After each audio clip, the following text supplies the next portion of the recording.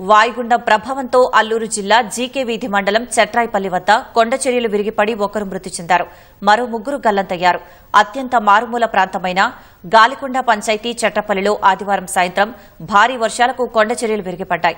ఘటనలో గిరిజనుల ఇళ్లు ధ్వంసమయ్యాయి. కొండచర్యల కింద పడి ఒకరు అక్కడికక్కడే చనిపోయారు. నలుగురిని స్థానికులు కాపాడారు. మరో ముగ్గురి ఆచూకీ లభించలేదు. వీరి కోసం గాలింపు కొనసాగుతోంది. ఈ గిరిజన గ్రామంలో ఎలాంటి సెల్ ఫోన్ టవర్లు, సిగ్నల్స్ లేకపోవడం వల్ల విషయం ఆలస్యంగా వెలుగులోకి వచ్చింది.